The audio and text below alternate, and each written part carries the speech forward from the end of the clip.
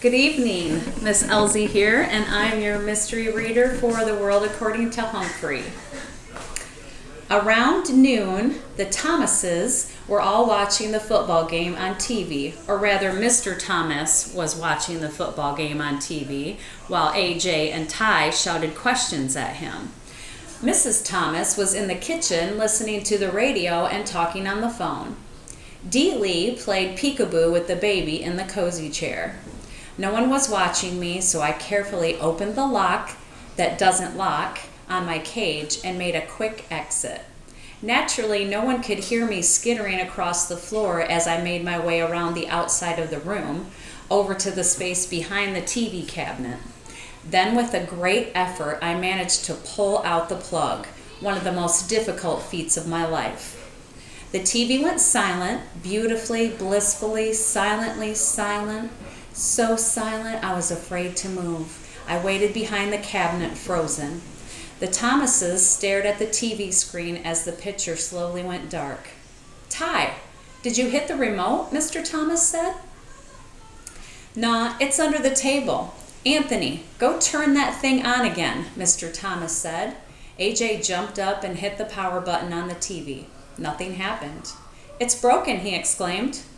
Mrs. Thomas rushed in front of the kitchen. "What happened?" Mr. Thomas explained that the TV had gone off, and they discussed how old it was, 5 years, whether it had a guarantee, no one knew, and if Mr. Thomas could fix it, which he couldn't. Everything was fine, and it went off just like that. "I guess we'd better take it to get it fixed," Mr. Thomas said. "How long will it take?" Dee Lee asked in a whiny voice. "I don't know," her dad replied. "How much will it cost?" Mrs. Thomas asked. "Oh yeah," her husband said, "I forgot. We're a little low on funds right now." The baby began to cry. I thought the rest of the family might start crying too. "Well, I get paid next Friday," Dad said. AJ jumped up and waved his hands. "That's a whole week away." "I'm going to Grandma's house. Her TV works," said Ty. "Me too," Dee Lee chimed in. "Grandma's got her bridge club over there tonight," Mom said. "I know," said Dad. "Let's go to a movie." "Do you know how much it costs to go to a movie?" Mom asked. "Besides, we can't take the baby." "Oh." They whined and bickered for a while. They got so loud I managed to scamper back to my cage unnoticed. Then I guess I dozed off. Remember, I had hardly a wink of sleep since I arrived. The bickering was nice, soothing background after all that racket. I was only half asleep when the squabbling changed. "But there's nothing to do," Dee Lee whined. Her father chuckled. "Nothing to do? Girl, my brothers and I used to spend weekends at Grandma's house, and she never had a TV. She wouldn't allow it." "What did you do?" AJ asked. "Oh, we're busy every minute," he recalled. "We played cards and board games and word games, and we dug in her garden and played tag." He chuckled again. "A lot of times we just sat on the porch and talked. My grandma, she could talk."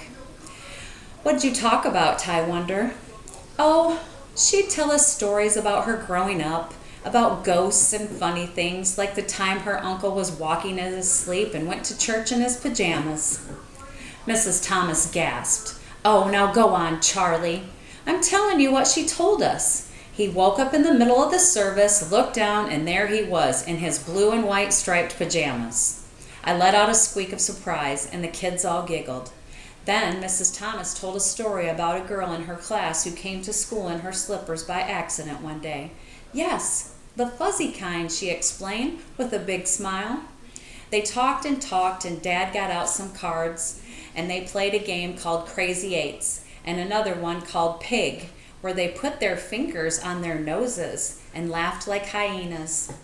When Bo fussed, they took turns jiggling him on their knees. After a while, Miss Thomas gasped, "Goodness sakes, it's an hour past your bedtimes." The children all groaned and asked if they could play cards tomorrow, and in a few minutes all the Thomases had gone to bed, and it was quiet, quiet, quiet for the first time since I arrived. Tip 11. Be careful. If set free, hamsters are experts at disappearing in a room. by the Guide to Care and Feeding of Hamsters, Dr. Harvey H. Hammer.